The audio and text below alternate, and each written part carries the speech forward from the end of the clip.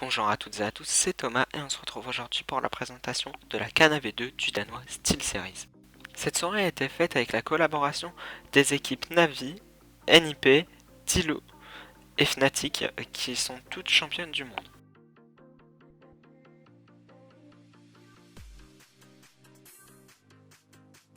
Pour les principales caractéristiques techniques de cette souris, on pourra souligner le capteur ADNS 3090 qui va de 400 à 4000 dpi, qui fait de 6400 fps et qui fait du 60 pouces par seconde.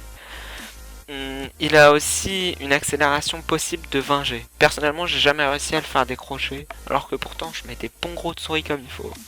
Sinon, la souris est ambidextre, elle a un câble gainé de 2 mètres, donc il a une bonne taille. Enfin, personnellement, je suis proche de mon PC, donc je saurais pas trop vous dire, mais sinon, franchement, il a une bonne taille. Le gainage est de plutôt bonne qualité, avec des petites rayures orange. Donc voilà. Et par contre, le gros point noir de cette souris, c'est la peinture, du moins celle du logo SteelSeries, parce que personnellement, elle s'est effacée, elle a fait des bulles. Vous devez le voir de toute façon sur les plans, mais franchement, c'est décevant. Surtout de la part de SteelSeries qui nous avait habitués à mieux. Cette souris possède 6 clics, alors 2 boutons de macro sur les côtés.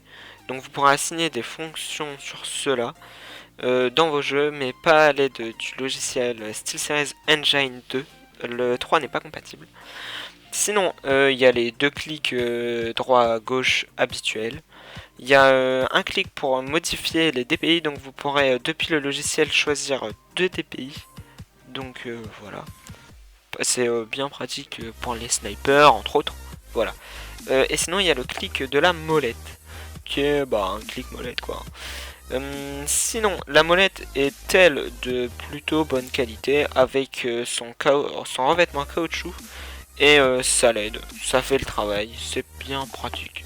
En résumé, cette souris est plutôt bonne pour son prix, donc 50 €. Vraiment, le point noir, c'est la peinture du logo.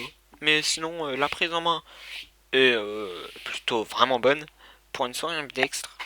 Donc voilà, moi personnellement, je la prends en palm grip et parfois en claw grip. Donc, comme vous aurez pu le voir sur les plans, ça adapte bien à ma main. Voilà, pas trop grande, pas trop petite, une bonne souris. Voilà, donc j'espère que cette vidéo vous aura plu. N'hésite pas à lâcher un like, à mettre un commentaire, à partager aux personnes qui pourraient être intéressées par une souris dans cette gamme de prix et qui voudraient de l'ambidextre. Donc voilà, c'était Thomas, allez, tchuss.